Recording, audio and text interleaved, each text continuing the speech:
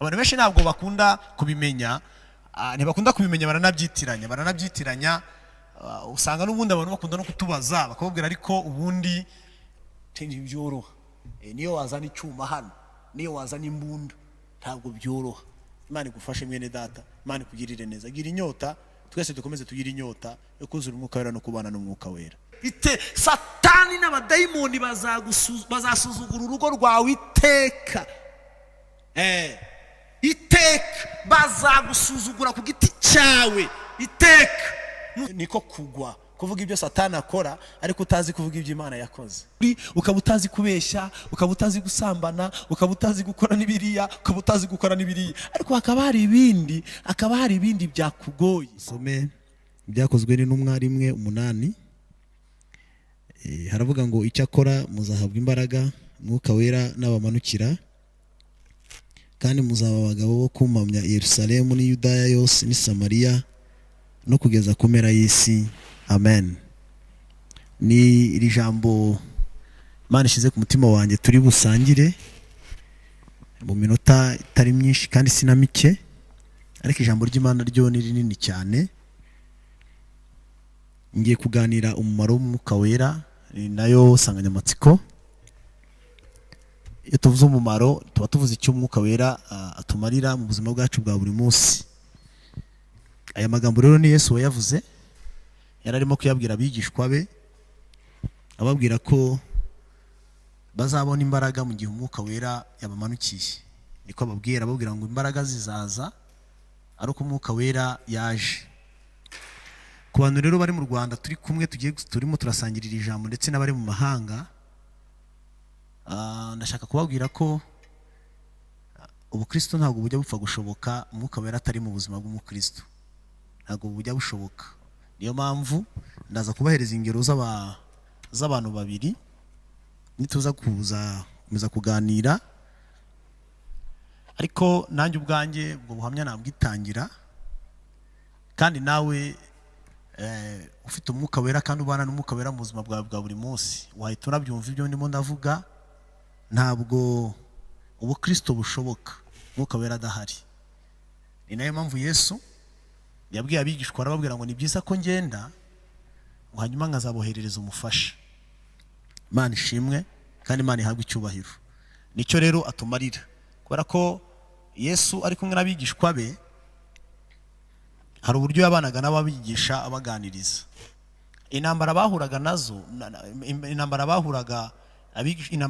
intumwa zahuraga nazo, ntabwo bari kumwe na Yesu. Yesu yarabibakemuriraga, arababwira ariko hari igihe nzaba nari kumwe namwe mu buryo mundeba. Ni byiza rero ko nzagenda, ariko ninagenda n'ubundi ntabwo nzabasiga mwenyine, nzaboherereza umufasha uzaza n'ubundi akabana namwe. Niyo mpamvu yanagiye akanabikora, kuko yaranabibabwiye hariya murongo wa 4 yarababwiye, arababwira ngo ntimuzasubire i Galilaya, ahubwo muzanegerereze Yerusalemu. Keretse intumwa imwe yari imaze gupfa witwa Yuda, wenyine niwe utari umunyagalilaya. Abandi bose uko ari 11 bari basigaye, bose n'abagabo Yesu yahamagaye, bose ari ab'i Galilaya. Arababwira ngo mwese ntimuzasubire i Galilaya, ariko muzagume i Yerusalemu, hanyuma ibyo nabasezeranije niho nzabibahera. Ariko niki Yesu yari agiye gukora? Nashatse kugira ngo abagire abakozi be, kandi abakozi bazagira umumaro mu murimo w'Imana. Nahoze nekereza nsanga no kuba umukozi w'Imana utabana n'umwuka wera nabyo udashobora kugira umumaro ngo byemere, kubera ko ibintu dukora byose kugira ngo Imana ibyemere nuko tuyoborwa n'umwuka wera. Kugira ngo Imana ibyakire, kugira ngo bibe byemewe imbere y'Imana, nuko nabyo tuba dubikoze ariko tuyobowe n'umwuka wera. Kandi umwuka wera ntiyakuyobora mutabana. Umwuka wera rero yakuyobora kubera ko muri kumwe umufiti. Abantu benshi ntabwo bakunda kubimenya, ntibakunda kubimenya, baranabyitiranya.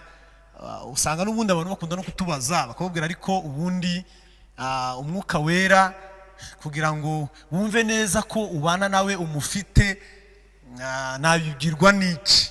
njyewe ko hari ibintu mbona abandi bantu bajya bavuga, njyewe ntabifite, njyewe bigenda biti. Umwuka wera, kugira ngo wumve neza, hari ikintu bita kubatizwa mu mwuka wera. Nicyo Yesu yarabwiye abigishwa. Arababwira ngo nzaboherereza umwuka wera, nzaboherereza umufasha. Hanyuma icyo gihe abikora ngo nibwo bari bawubatijwemo. Biri mu Byakozwe n'Intumwa 2 umurongo wa mbere kumanuka. Ndaza kuhagera naho gatoya, ariko nshatse kubabwira ngo wumve neza itandukanizo ririmo umuntu utagira umwuka wera n'uwufite. Umuntu uwufite nuko icyo kimenyetso cyo kuvuga ku rurimi rushya yagihawe, uwo ni wo wabatijwe mu mwuka wera. Abantu benshi rero barabyitiranya.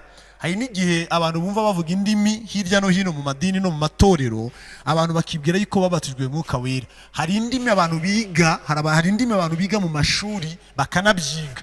Hari n'amadini abivuga ngo mureke tuvuge indimi, bakabivugishwa ariko batabihawe n'umwuka wera. Ariko igihe kimwe uzatungurwa n'imbaraga z'umwuka wera, uzumva uvuzwe mu rurimi rushya, icyo gihe nibwo uzaba wubatijwemo. Kandi tuzagira ikibazo, ushobora kuba warawubatijwemo ariko indimi ntukomeze kuzivuga. Nabyo reka mbigusobanurire. Nuko utahawe impano yo kuvuga indimi, kuko kuvuga indimi ni impano. Ushobora kubatizwamo ariko indimi zikarorera, ntuzongere kuzivuga, kubera ko abakomeza kuzivuga ni impano yitwa indimi. Rwanga indimi ni impano, kandi zose tukazihabwa n'uwo mwuka wera. Icyo nicyo kintu cyo kubanza nshatse kubanza gusobanura, kubera ko hari abantu ba diaspora, abantu bamwe na bamwe binaha nabo bakunda kugira ibyo bibazo. Jewe ko njyewe indimi ntakizivuga, byagenze bite? Waragiye? Oya, ntabwo umwuka wera yagiye, ahubwo atanga uko ashaka. Iyo abishaka yari kuguhereza impano ugakomeza ukavuga izo ndimi, ariko kubera ko atabishatse yabihaye abandi. Ariko nawe hari izindi impano yaguhaye. Nuko rero akora. Ariko nshatse kubabwira cyane cyane nanone umumaro nanone w'umwuka wera biruta kuvuga indimi, biruta ibyo abantu bajya babona. Kuko umwuka wera iyo ari mu buzima bw'umuntu aba ameze nk'umufasha uri mu muntu. Ikintu gikomeye gihari nuko Yesu yamwise umufasha uza kubana natwe mu buzima bwa buri munsi. Isi iragoye. Abantu muri hirya no hino, abari muri Amerika, abari muri Australia, abari Burayi, bari muri Afrika, abari mu Rwanda, yewe n'uru Rwanda rwacu, kujya mu ijuru uri Kigali, kujya mu ijuru uri muri Paris, kujya mu ijuru uri Washington n'ahandi, ntabwo byoroshye. Ariko hamwe n'umwuka wera byashoboka.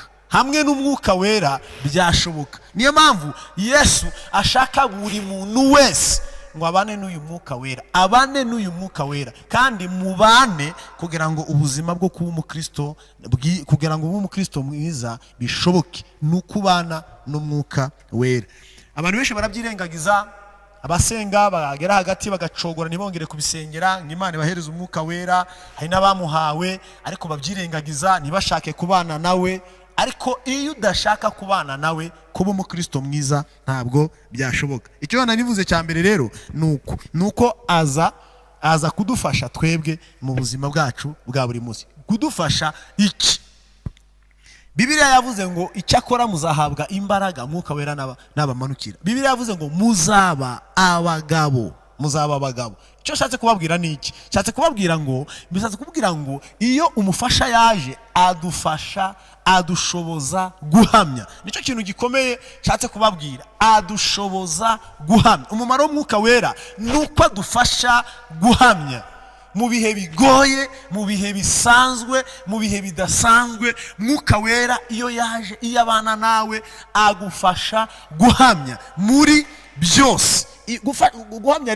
Guhamya ni mu gihe araza akagutinyura, ubuzima bwose ukabutinyuka, ubuzima bwose bushobora kukujyana mu cyaha ntushobora gutinya. Niyo haba haje iki, mwuka wera ikintu agukorera, agufasha guhamya, kandi akagufasha guhamya uhesha Imana icyubahiro. Imana ibane natwe, kandi Imana itugirire neza. Niba kandi hari ibintu byabuze mu matorero, niba hari ibintu byabuze mu buzima bw'abakristo, ni uguhamya. Mwuka wera iyo ari muri wowe ikintu agufasha ni uguhamya. Niyo byaba ari uguhomba ubutunzi ufite, araza akagufasha guhamya. Niyo byaba byazana n'urupfu, Mwuka wera ikintu agukorera agufasha guhamya. Niyo byakujyana mu rupfu ntabwo utinya. Nicyo Mwuka wera amaze mu muntu, ni umufasha. Yesu yabivuze muri Yohana 16, aravuga ngo nzaboherereza umufasha ngo azabana namwe. Nicyo yabivuze, niko Yesu yabivuze muri Yohana 16, ni umufasha uzabana natwe. Umumaro w'uwo mufasha adushoboza guhamya. Reka nze amakuru y'umugabo, urugero rwa mbere n'umugabo witwa Petero. Mbabwire ba Petero babiri, ariko mbabwire Petero mbere yo kuzura umwuka wera na Petero amaze kuzura umwuka wera. Mbabwire uburyo ibi bintu bitandukanye, kandi uze kugira inyota nyinshi, nanjye nkomeze ngira inyota yo kugira ngo tubane n'uyu mwuka wera. Petero yari umugabo w'intyoza, umugabo uzi kuvuga, yagendanaga na Yesu, yabanye na Yesu. Ikintu cyo kwitondera, unyumve neza kandi untege amatwi. Nakubwiye ijambo uri buze kwandika ku mutima, kandi Imana ibigufashemo. Ntushobora kuba umukristo mwiza utuzuye umwuka wera, ntabwo byakunda, ntabwo byashoboka. Mu isi yose ntabwo byashoboka. Isi iragoye, isi irimo ibituremerera byinshi n'ibitunaniza byinshi. Ntiwaba umukristo mwiza utuzuye umwuka wera. Ushobora kubishobora, ariko hari aho wagera bikakunanira, kubera ko isi ni nini, ni ngari cyane. Ushobora kuba muri region imwe, ariko wagera mu yindi utuzuye umwuka wera bikakunanira, ariko ukaba uri muri indi region ukabishobora. Niko na Petero byamugendekeye. Hari aho yabaye ubukristo abona burashoboka, ariko hari n'ahandi yageze ubukristo buranga. Ariko mwuka wera icyo atumariye, umumaro we nuko ahantu hose mu isi yose, ahantu hose ushobora kuba umukristo mwiza mu gihe wuzuye umwuka wera. Petero yarazi kuvuga no kubaza ibibazo neza, byiza cyane, ku buryo wamurebaga ari kumwe na Yesu wabonaga ari umugabo mwiza w'umukristo ugendana na Yesu. Wamubwiye ngo ntukarobe amafi, uzaroba abantu. Aramukurikira, bigenda neza, biba byiza. Ubona ko mu minsi ya mbere abaye umugabo mwiza ugendana na Yesu, kandi uzi kumenya ibintu byinshi, kandi uzi gusubiza neza cyane, uzi no guhishurirwa ibintu byinshi izindi ntumwa zitigeze zihishurirwa. Usomye muri Matayo 16:16 uraza kubona igisubizo Petero yasubije, nawe wasubiza, n'undi muntu wese yasubiza mu gihe yabanye n'Imana asoma Bibiliya. Yesu yari amaze kubabaza ikibazo, arababaza ngo iyo ntandukanye namwe mugasubira mu macumbi y'iwanyu tutari kumwe, mujya mwumva abantu banyita nde? Ndashaka kukubwira Petero. Hanyuma izindi ntumwa barasubiza ngo iyo turi iwacu tujya tukumva abantu bakwita Eliya, abandi bakakwita Yohana, abandi bakavuga ngo ushobora kuba uri umuhanuzi. Yesu arabahindukirira, arababaza ngo none se mwebwe munyita nde? Ikintu gikomeye, abigishwa ngo bararebana, nta numwe wigeze asobanukirwa neza ngo amenye neza ngo Yesu ninde, kandi bari bamaze iminsi bagendana. Yewe hari hasigaye n'amezi makeya Yesu bakamubamba bakamwica, ariko iyo minsi yose bagendanye bari bataramenya ngo Yesu ninde. Ariko biratangaje ngo mu gihe barimo bararebana, Petero yarebye Yesu mu maso, aramubwira ngo uri Kristo w'Imana. Icyo ni ikintu gikomeye yahishuriwe, gitangaje cyane. Yesu amugira ijambo, aramubwira ngo Simoni mwene Yona, ntabwo ari wowe ahubwo ni Data wo mu ijuru ukubwiye uwo ndiwe. Mutekereze, uwo ni Petero, umuntu usanzwe, ariko yakuruye amakuru, akurura iryo hishurirwa, amenya ko Yesu ari Kristo w'Imana. Ngo na Yesu biramutangaza uburyo Petero amenye neza Yesu wari we. Icyo ni ikintu kiremereye kandi gikomeye Petero yari akoze. Ariko uburyo Yesu yamubonaga buri gihe, yamubonaga nk'umugabo usanzwe, ariko amutegereje kuzaba undi muntu udasanzwe. Ariko kubera ko n'ubundi nubwo yari azi gusubiza gutyo, uraza usange Petero n'ubundi yari umunyamubiri pire, yari umuntu usanzwe, kubera ko atari afite iyi mpano y'umwuka wera. Uraza kumenya impamvu nkubwiye iki kintu. Nusoma nanone Yohana 6 urasanga nanone igisubizo yasubije Yesu gitangaje. Yesu yari amaze kugaburira abantu. Yohana 6 ngo kuri 63 nibwo yasubiza icyo kintu, nibwo yasubije Yesu ijambo rikomeye naryo. Yesu amaze kugaburira abantu 5,000 bahaze, ngo bateranya za nkangara 12. Ariko aho muri Yohana arimo kubaganiriza biratangaje. Yaraje baraje noneho baramushaka nyuma. Abandi bantu baje ngo abo bantu bariye bagiye gushaka abandi, barababwira ngo kuki mwege muguma hano muri aya mazu yanyu, inzara ikabicira hano, kandi hari umugabo w'umuhanuzi witwa Yesu urimo kutubwira ijambo ry'Imana kanatugaburira. Icyo nshatse kubabwira ni iki, muraza kucyumva. Ngo abo bantu ngo baza ari benshi cyane, ngo baje kugira ngo n'ubundi Yesu yongera abagaburire. Ariko Yesu ahindura uburyo. Nibango ijoro nibango umunsi warushize yabagaburiye, ababwira n'ijambo ry'Imana. Ariko umunsi ukurikiyeho ngo abonye baje, ngo ababwira ijambo rikomeye, arababwira ngo ntabwo ari ijambo ry'Imana ribazanye, ahubwo muzanywe na ya mitsima mwariye ejo mugahaga. Niko yababwiye. Ngo bararakara, ngo barakazwa n'uburyo ngo Yesu ngo abacuriye ayo magambo. Ngo ariko barimo barabitekerezaho, arababwira ngo ntimugakorere ibyo kurya bihaza, ahubwo mujye mukorera ibyo kurya bizahoraho iteka, mujye mwifuza ibyo kurya bidashira. Ahita ababwira ijambo rikomeye, arababwira ngo ninjye mutsima wamanutse uvuye mu ijuru, uryaho naho yaba yarapfuye azongera abeho. Yesu ashimwe. Hanyuma abagabo bararakara, baravuga no, wowe turakurya nkande, umwana wa Mariya, umwana wa Yosefu.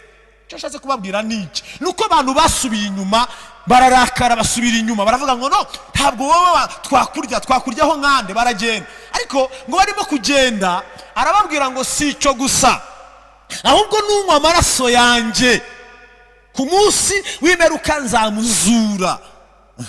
Hanyuma abagabo baravuga no, wowe urinde tunywa, urinde turya. Bamubwira ijambo bikomeye, baramubwira ngo n'abasogokuruza bariye manu mu butayu bayihawe na Mose, barapfuye nkaswe wowe usuruta Mose. Niko bari bashatse kumubwira ngo ntabwo aruta Mose, ngo ntabwo aruta Mose. Arababwira ngo ari Mose yarapfuye, n'abari iyo manu barapfuye, ariko uryaho azongera abeho.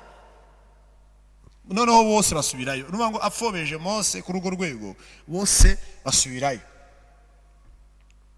Noneho ngo arebye abigishwa mu mitima, nicyo nari ngendereye. Ngo arebye abigishwa mu mitima, ngo abona ngo nabo ngo barimo barasubira inyuma, ngo bacitse intege. Baravuga no, Yesu adukojeje isoni. Yesu ni umutsima gute ko twagendanye? Yesu abaye umutsima w'ubugingo gute? Amaraso ye abaye amaraso y'ubugingo gute? Uyu mugabo ko arimo kuvuga ibintu bimeze nk'ubuyobe, uyu mugabo twakurikiye. Imitima yabo nayo isubira inyuma. Ababaza ijambo rikomeye, abatunguye. Arababwira ngo namwe mugiye gusubirayo, namwe muragiye. Ngo barikanga. Icyo nashatse kubabwira ni iki, Yesu avuga ijambo Petero avuga ijambo rikomeye muri Yohana 6:63 aramubwira ngo twakuvaho tukajya he, ko ari wowe ufite amagambo meza y'ubugingo. Mwumve ikintu Petero avuze. Mwumve ikintu Petero avuze. Aravuze ngo twakuvaho tukajya he, ko ari wowe ufite amagambo meza y'ubugingo. None ni mwumve ibyo. Aravuze ngo ese ngo twatandukana, ese twakuvaho? Yesu aramureba. Ndashaka kubabwira Petero, ni mwumve Petero w'imbaraga, ni mwumve Petero uvuga. Reba Petero. Mu madini no mu matorero yacu tugira abantu bameze nka ba Petero, bazi gusubiza, bazi kuvuga, bavuga mbere, bagaragara mu bintu mbere, ariko ukaba wagera mu yindi region, ukaba wagera mu kindi, ukaba wagera ahandi hantu bikakugora. Yesu abane namwe kandi Yesu abagirire neza. Nukuri ukaba utazi kubeshya, ukaba utazi gusambana, ukaba utazi gukora n'ibiriya, ukaba utazi gukora n'ibiriya, ariko hakaba hari ibindi byakugoye. Ibyo bindi byakugoye ndaje nkubwire icyabishobora. Imana ikugirire neza kandi Imana igufashe. Petero azi gusubiza, Petero azi kuvuga, Petero azi no guhamya ko adashobora kuva kuri Yesu. Ariko mwese murabizi hashize iminsi mikeya hanyuma Yesu arababwira ngo umwana w'umuntu agiye gupfa, ariko ku munsi wa gatatu azazuka. Imana ikugirire neza mwene data, igufashe. Hanyuma wenyine Petero arongera aramubwira ngo oya, ntabwo wapfa se bikagenda biti. Yesu aramubwira ngo ibyo niko bizagenda. Bwa kabiri aramubwira ngo umwana w'umuntu agiye gupfa, ariko minsi 3 azazuka. Petero aramubwira ngo reka da, ntabwo wapfa. Kugeza ubwo Yesu amubwira ngo mva inyuma Satani. Nibiki nshatse kubabwira ko iyo utaruzura umwuka wera uba uri umuntu usanzwe, uba uri umugore usanzwe, uba uri umukobwa usanzwe, uba uri umugabo usanzwe, uba uri umuvugabutumwa usanzwe, uba uri umuririmbyi usanzwe, uba uri umuntu usanzwe. Hari ibintu waba ushobora ariko wagera ahandi bikakunanira, ariko rero ukwiriye kubana n'Imana muri ubu buryo, ukabana n'umwuka wera mu buzima bwawe bwa buri munsi. Imana ibane nawe, Imana ibane natwe twese, tugirire neza. Biratangaje, undi munsi arababwira ngo ngiye gupfa, ariko ku munsi wa gatatu nzazuka. Biratangaje ibintu ngiye kubabwira. Petero yahise azamura ikanzu ye amwereka inkota, aramubwira ngo singize inkota, nzakurwanirira kugeza ku gupfa, no mu rupfu nzinjiranamo nawe.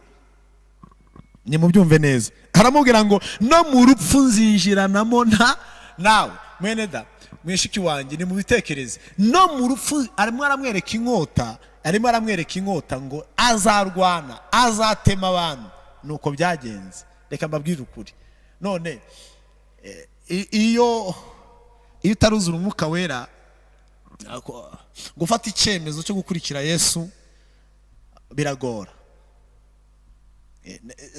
Subiremo iri jambo, iyo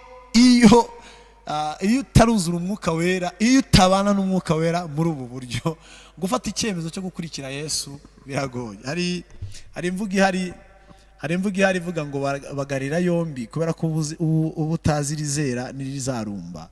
Ni imvugo y'ikinyarwanda, kubagarira yombi. Petero ngo uri Kristo w'Imana, twakuvaho tukajya hehe? Ko ari wowe ufite amagambo. Ayo magambo arimo arayavuga, ariko agifite inkota.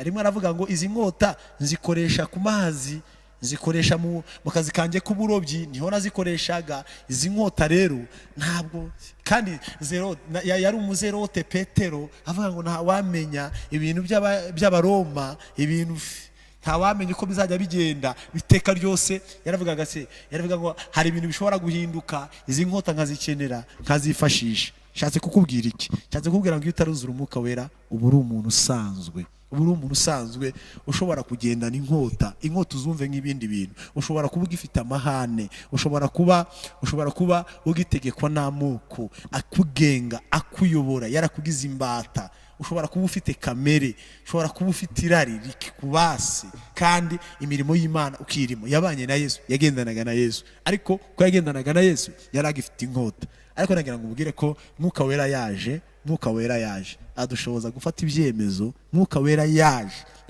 yadushoboza gufata ibyemezo n'inkota tukazirekura. Biratangaje, yaramubwiye ngo nzakurwanirira kugeza ku gupfa.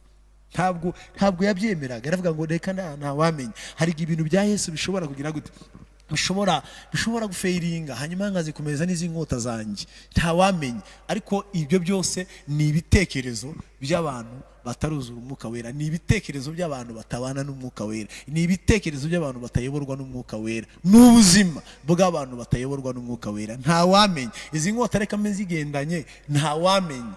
ntawamenya. Reka ibi bintu mbe bimeze gutya, ntawamenya. Biriya bintu byo mu rusengero nabifatanya n'ibindi, ntawamenya. Ibintu byo mu rusengero sinakwirundumurira mu bintu bya Yesu, ntawamenya, ntabwo nzi uko bizagenda. Reka mbe ngumanya n'utuntu twanjye. Niyo mpamvu usanga rimwe na rimwe ubona n'umuntu ashobora kuza mu rusengero akiri umurozi, akavuga ngo ntabwo ibi birozi nabisiga, ntawamenya. Reka nzabe kwa Yesu ariko n'ibirozi mbigumane, cyangwa se n'ubu burozi mbugumane. Reka ngume kwa Yesu ariko n'ibi bintu by'iwacu byo hanze byo kwa Satani reka mbe mbigumanye, ntawamenya. Ariko ibyo byose ikibitera nuko Mwuka Wera bataraza. Iyo Mwuka Wera yaje ubuzima burahinduka. Imana igufashe, Imana ikugirire neza. Nari ndimo kukubwira ngo Umwuka Wera ikintu akumarira cyambere ni umufasha, aza kugufasha kuguhamya ibintu, ukagira ibintu bimwe na bimwe ukavuga ngo ndahamya kuzuka k'umwami, ndahamya kubaho k'umwami, ndahamya ko Yesu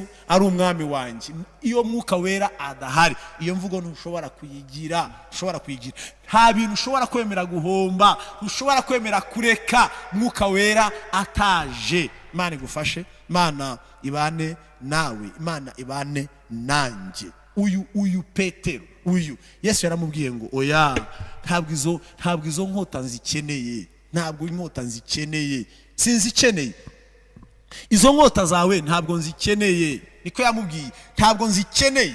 Intambara turimo si inkota igaragara, ntabwo ari intambara y'umubiri. Intambara ndiho ni intambara y'umwuka. Ariko nshatse kukubwira ikintu kibaye niki. No kubera ko reba umuntu uri mu mirimo, reba umuntu ugaragara, reba umuntu usa nkaho ari uyobora izindi ntumwa, reba ari we usubiza Yesu ibibazo izindi ntumwa zitashoboye. Reba nawe muri church yawe, reba nawe mu itorero ryawe, reba nawe mu murimo w'Imana, reba nawe, reba ubushobozi ufite, reba uburyo abandi bakubona, reba nawe ubwawe uburyo wireba n'uburyo wifata. Ariko iyo Mwuka Wera adahari, iyo adahari ugarukira kuri ibyo gusa. Hari ahandi hantu udashobora kwinjira, hari ahandi hantu udashobora gukora. Nari mbabwiye ngo hamwe n'Umwuka Wera niho ushobora kunezeza Imana. Ushobora kuba umuntu usanzwe w'idini, ukaba umunyedini ukanezeza idini, ugakorera idini,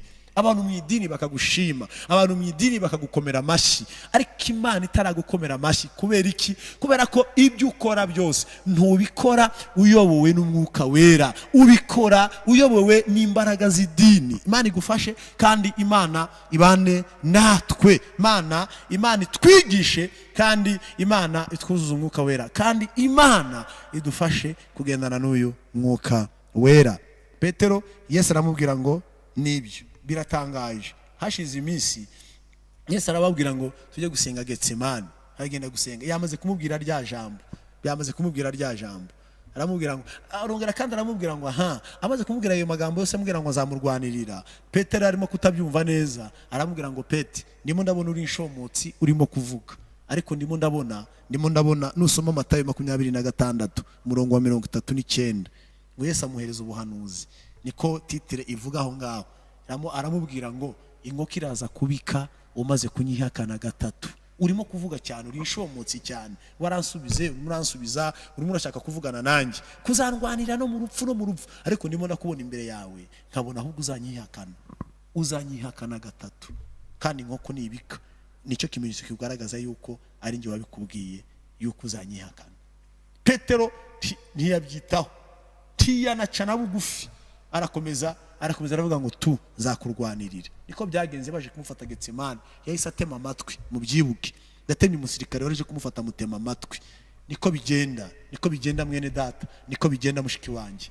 Nawe byakubayeho, nundi byamubaho, kubera ko hari aho bishobora ariko ahandi bikananirana. Kubera iki? Mwuka Wera adahari. Ahantu hatambika byashoboka, ariko ahantu haterera bikanga. Ahaterera Mwuka Wera niwe ubikora, Mwuka Wera niwe ugushoboza. Mu bikomeye Mwuka Wera niwe ushoboza umukristo. arababwira ngo muzaba abagabo, mwuka wera nabamanukira, muzabona imbaraga, mwuka wera nabamanukira, muzaba abagabo bo kumamya, ahaterera muzaba abagabo, ahatambika muzaba abagabo, babica babarenganya muzaba abagabo, muzahamya ko nazutse, muzahamya ko ndi umwami, muzavuga gukomera kw'Imana, muzavuga ibyo mwabonye n'amaso yanyu.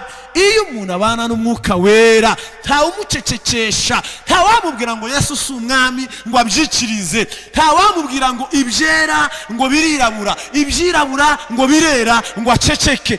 Iyo mwuka wera ari mu muntu, icyera ni icyera, ikirabura ni ikirabura, icyaha ni icyaha, ikitari icyaha si icyaha. Ntawamubesha. Iyo mwuka wera ahari, ibintu bivuga uko biri.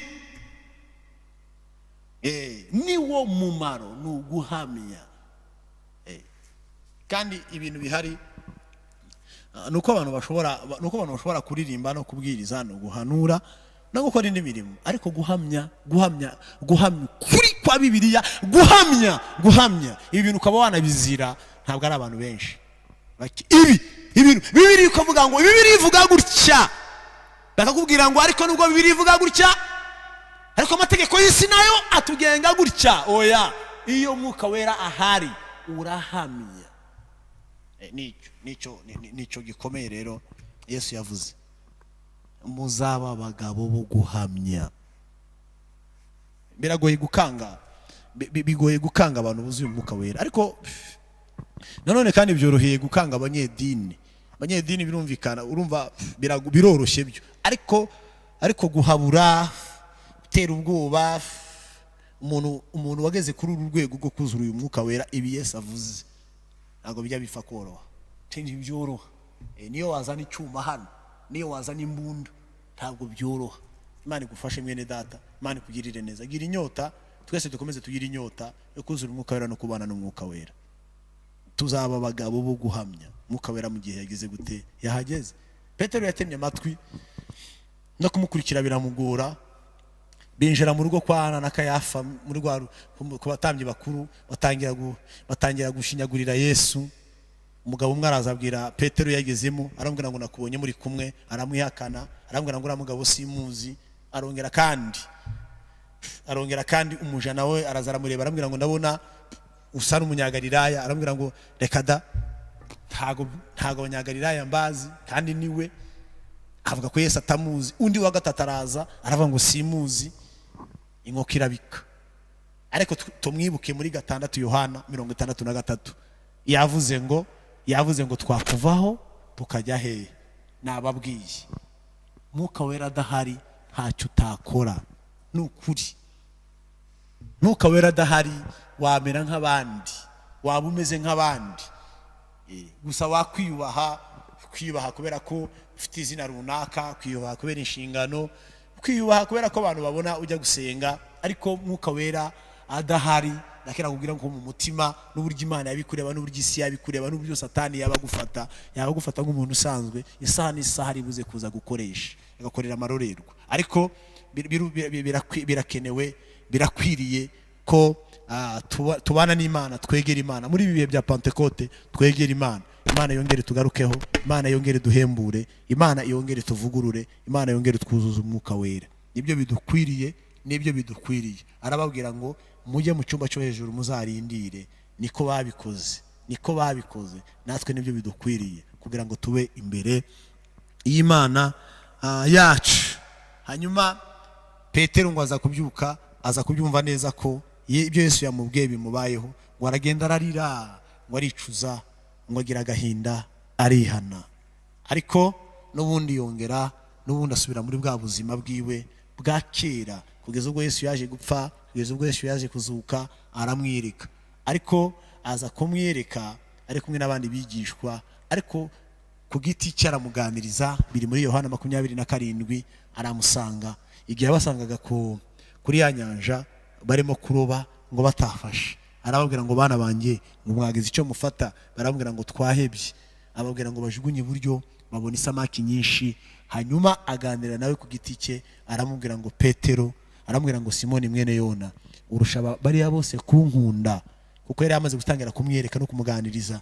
Undi aramubwira ngo ndagukunda, aramubwira ngo uragira abana b'intama zanjye. Bwa kabiri aramubwira ngo ndagukunda, aramubwira ngo uragira abana b'intama banjye. Gatatu abimubaza gatatu, kubera ko nawe yamwihakanye gatatu, agira ngo ahanduremo neza kiriya cyaha cyakozwe. Yamwihakanye gatatu hagati y'isi n'ijuru, imbere y'abadayimoni n'imbere y'abamarayika n'imbere y'Imana Data n'imbere ya Satani. Amwihakana ko atazi umwami we, ariko nanone imbere n'ubundi y'Imana Data amurahiza gatatu ko amukunda. Undi nawe aramubwira ngo ndagukunda, ariko kwari kugira ngo Yesu atangire ahanduremo kiriya cyaha, akivanemo, abone kuzamugira umugabo nyamugabo. Hanyuma bwa gatatu aramubwira ngo rero ragira abana b'intama zanjye. Nibwo we n'intumwa ababwiye ngo muzagume hejuru. Wagombaga kuba bayoboye n'ubundi ni Petero. Ku munsi wa 10 nibwo baje kuzura umwuka wera. Nusoma ibyakozwe n'umwa kabiri, ugakomeza icya gatatu, ugakomeza icya kane n'igice cya gatanu, uzabonamo imirimo y'umwuka wera. Uzareba intumwa uburyo zavuze ijambo ry'Imana bashize amanga. Umunsi wa mbere ho Petero yarabwirije, aravuga ngo wa wundi mwishe mukamubamba, Imana yaramuzuye. Kuvuga ngo yazutse iriya minsi cyari ikintu gikomeye. Kumva abaroma barimo barumva ngo umuntu yazutse, kumva abatambyi bari bahari icyo gihe kubwira abandi baturage ngo Yesu yazutse, cyari icyaha gikomeye, kuko ni ikintu cyagizwe ubwiru, ni ikintu cyagizwe ibanga, ndetse batanga na ruswa ku basirikare kugira ngo bababwire yuko atazutse. Cyari ikintu gikomeye, ariko ahagarara muri Yerusalemu hagati. Wa mu Petero rero ni mumwumve. Reba Petero wamwihakanye, reba Petero wa wundi umunantege nkeya, umugabo.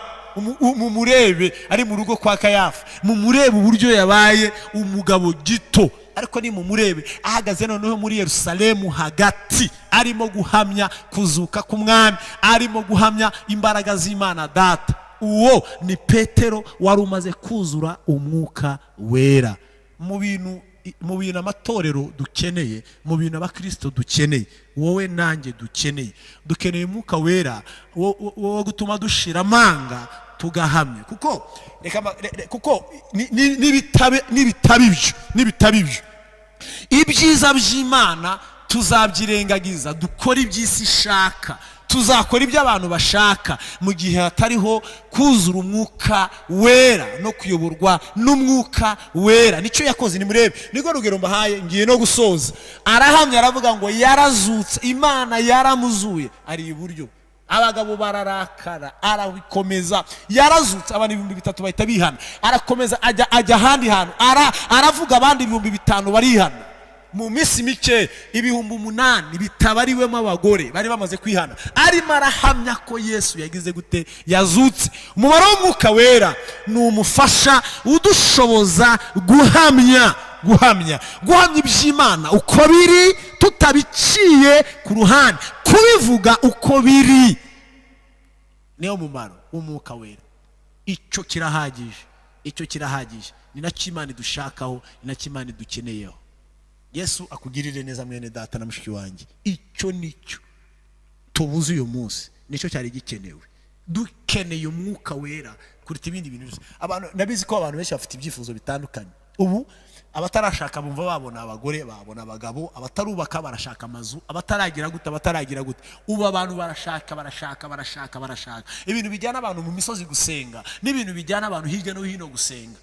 Ni ibintu bitandukanye, ariko biratangaje uburyo hatarimo umwuka wera, kandi umwuka wera ari wo wagombye kutugira abakristo beza. Imana ibane namwe, Imana idufashe, kandi Imana iguha umwuka wera. Nanjye Imana inyuzuze rwose bundi bushya, twese itwuzuze. Kubera ko niba hari ikintu Imana ishaka, bene data munkurikiye, niba hari ikintu Imana ishaka, irashaka abantu bavuga ukuri, abantu bahagarara mu kuri, bagahamya imbaraga z'Imana, bagahamya ko Imana iriho, bagahamya ko Imana ikora, badahengeka, batazuyaza, badashobora na rimwe kwangiza ibintu by'Imana, ahubwo babigorora bakabyereka ababigoramishije. Niko Imana ibishaka, ariko ntibyashoboka umwuka wera adahari. Imana ibafashe, Imana ibane namwe.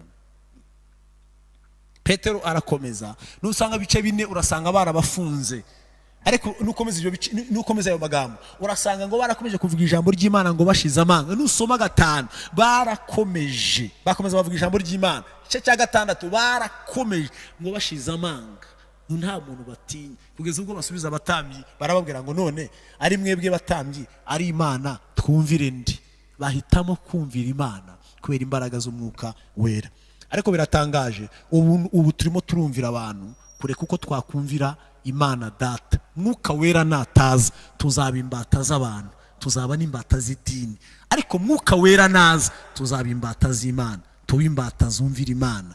Imana nigufashe, Imana nibane nawe. Guhamya kuvuga ngo ibi si byo, ariko mwuka wera iyo adahari byose urabyikiriza, byose urabyemera. Ariko iyo mwuka wera hari ibyo uvuga ngo si byo, iby'Imana bigenda bicya, bibaho gutya. Mwuka wera rero nicyo amaze, adufasha guhamya. Mwuka wera adusobanura ibintu by'Imana tukabivuga uko biri kandi tukabifata uko biri, n'Imana tukayifata uko iri. Nicyo mwuka wera aza kutubwira Imana uko iri, kuyisobanura uko iri, tutabesha isi. Nicyo mwuka wera aza gukora, nicyo aza gukora.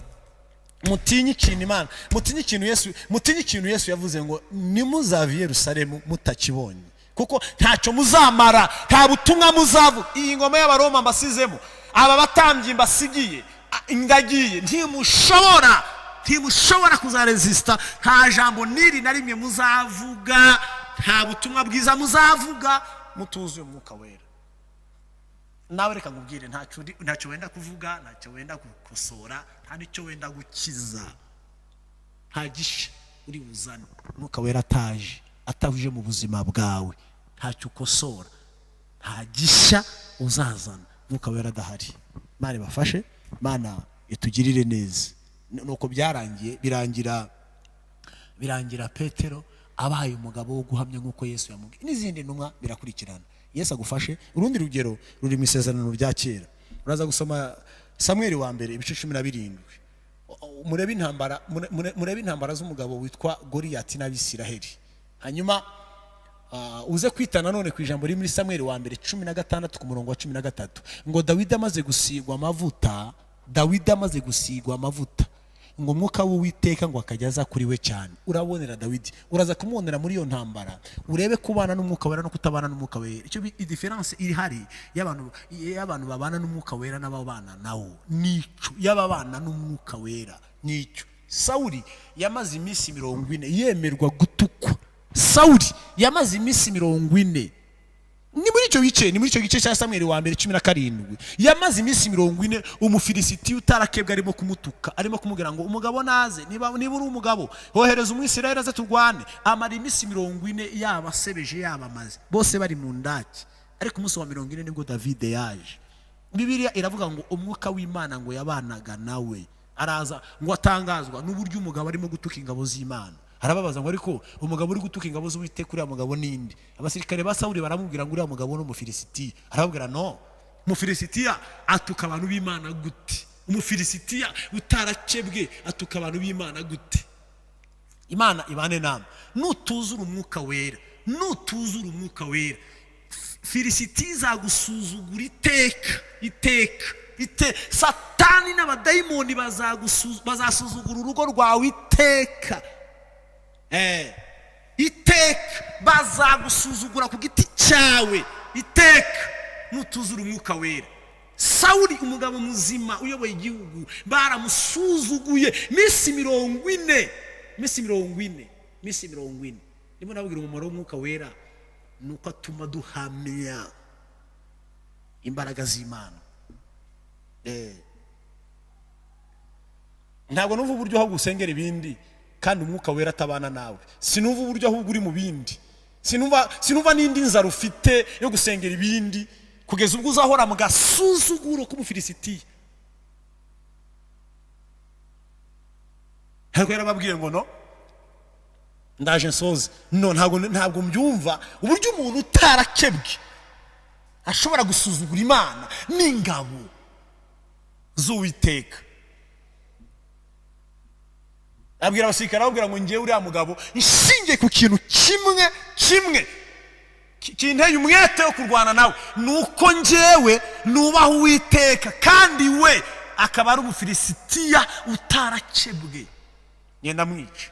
Bamujyana kwa Sawuli, aramubwira ngo Sawuli, babwira Sawuli baravuga ngo ndabona uri akana gato kagasore kandi uri yamenyereye intambara kuva mu busore bwe. Uriya mugabo ni umunyenambara, sinzi niba wamushobora. Undi aramubwira yego, ni umunyenambara ubimazemo igihe kirekire kandi yego. Urumva Sawuli yari yaratakaje. Reba umugabo uzi kuvuga imbaraga za Goliyati ariko akibagirwa kuvuga imbaraga zamwimitse. Niko kugwa kuvuga ibyo Satani akora ariko utazi kuvuga ibyo Imana yakoze. Ukavuga ngo Satani yakoze ibi ariko Imana ukibagirwa ko hari ikintu yakoze. Aravuga ngo Goliyati yakoze ibi, avuga ibigwi bya Goliyati ariko ntiyavuga ibigwi by'Imana. Dawidi aramubwira ngo uvuze ibigwi bya Goliyati, reka nanjye nkubwire ibigwi by'Uwiteka. Rimwe ndagiye inama za data, idubu ryaraje rifata umwana w'intama, ndahubuka ndaryica, idubu ndayica nyambura umwana w'intama. N'ikindi gihe intare yaraje ijyana umwana w'intama, ariko ndirukanka mfata intare ndayishwanyaguza nyambura umwana w'intama. Imana yabanye nanjye nkica idubu n'intare irabana nanjye, ndica Umufilisitiya utarakebwe. Yego, umumaro w'Umwuka Wera nibyo, aradutinyura. Yesu akugirire neza. Reka dusenge. Ibindi nibikunda tuzajya tubyumva, tuzajya tubiganira, ariko ni Imana yarishize ku mutima wanjye muri ibi bihe bya Pentecote. Abantu batumva gusa ko ari iminsi mikuru gusa abantu bagiyemo tukayifeta bikarangira. Jya hasi, ushira ivi hasi, usenge, uvuge ngo Mana, ibi bintu bimeze ubuzima bwo guhora nsikamiwe n'iki cyaha, suzuguwe gutya. Umva muko, hari ukuntu abadayimoni bagusuzugura bakagukoresha icyaha ukaba imbata yacyo. Musore, hari ukuntu adayimoni gusuzugura akakugira imbata y'icyaha, ariko reka Mwuka Wera aze utaba imbata y'icyaha, udasuzugurwa na dayimoni. Bwira Umwuka Wera aze mu buzima bwawe. Reka dusoze dusenge. Bwira Mwuka Wera aze mu buzima bwawe. Cyakora muzahabwa imbaraga. Ukeneye imbaraga, urazikeneye, banza wihane, hanyuma ubwire Yesu ngo umbabarire. Iki cyaha kimaze iminsi kinsuzugura, isi imaze iminsi insuzugura, ubu buzima bumaze iminsi bunsuzugura. Imbaraga z'umwijima ziransuzuguye, imbaraga z'abarozi ziransuzuguye. Ubuzima bw'igisuzuguriro kuri uru rwego ntabwo mbwemeye. Petero yarabyanze, papa, mama, Petero yarabyanze, aravuga no, ntabwo nakomeza kuzajya mba muri ibi bintu bimwe, mbirimo neza ubundi si mbirimo neza, mbivuyemo mbigarutsemo. Oya, aravuga ngo reka ntegerereze i Yerusalemu icyo Yesu yambwiye nyibone. Yaje kuba umugabo mwene da. Petero yaje kuba umugabo. Yohana yaje kuba umugabo. Tomasi yaje kuba umugabo. Bapfuye ari abagabo kubera Umwuka Wera. Ubuzima bwawe nta kintu kiruta Umwuka Wera ukeneye mu itorero. Nta kintu kiruta Umwuka Wera dukeneye Umwuka Wera kuruta ibindi bintu byose.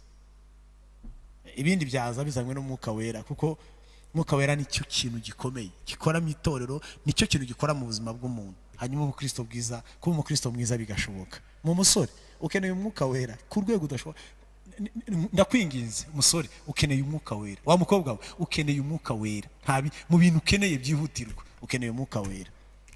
Wa mugabo we nawe, wa mubyeyi we, mu mugore, mu bintu byihutirwa ukeneye Umwuka Wera. Bitari ibyo isi izagusuzugura. Satani agusuzugura, abadayimoni bagusuzugure, kandi bagusuzugurana amafaranga, bagusuzugurana umuryango, bagusuzugurana isi, gusuzugure kandi ugenda muri jipe kandi umeze neza. Igusuzugura, umushomeri usuzugurwe, ukire usuzugurwe. Ubona abarokore turibuze, tugasigara turi abarokore gusaba amateraniro, ariko mu bwami bw'Imana ntacyo turimo turakora. Ariko nitwuzura Umwuka Wera tuzagira umumaro mu bwami bw'Imana. Ugize icyifuzo, bwira Yesu ngo mbabarira. hanyuma unyuzuze n'uyu mwuka wera. Reka dusenge. Mana Data, turagushimiye mu izina rya Yesu. Tugushimiye ko uri mwiza, tugushimiye ko watanze umwuka wera. Yesu ubwawe urabivuze ngo icyakora muzahabwa imbaraga umwuka wera nabamanukira. Usanze kugira ngo tuba abagabo bo guhamya ibyo twabonye n'amaso yacu, kugira ngo duhamye ukuri kw'ijambo, kugira ngo duhamye iby'imbaraga z'Imana, nuko twaba twuzuye umwuka wera. Ushoboze uyu mugore, ushoboze uyu mugabo, ushoboze uyu mukobwa, ushoboze uyu musore, bene data bose abari kure abari hafi, buri wese uko apfukamye, uri mu cyumba cye yumvira ijambo, uri mu nzira agenda yumvira ijambo, aho buri wese ari yumvira ijambo, umugirire neza, umugirire neza. Dusanze mwuka wera ahari twaba abagabo nyabagabo bashobora guhamya kubaho kw'Imana, bagahamya ineza y'Imana. Kandi aha mwuka wera ari, ntabwo abantu bamwuzuye bashobora kwemera kukuri kugorekwa, ntabwo byakunda. Twuzuza umwuka wera kugira ngo ukuri kuba ukuri, hanyuma n'ikinyoma kigaragare. Ariko abanyamwuka bo barwanira ukuri, niko bigenda. Twese hamwe rero turasaba imbaraga z'umwuka wera, twese hamwe turasaba ibihe byiza muri ibi bihe bya Pentekote. Gire neza itorero, gire neza ibihugu byacu, gire neza imiryango yacu, gire neza ingo zacu, gire neza amatorero yacu, kandi tubone ukuboko kwawe. Umurimo wawe Mwami Imana utugirire neza, utwuzuza umwuka wera kugira ngo dukore umurimo wawe neza.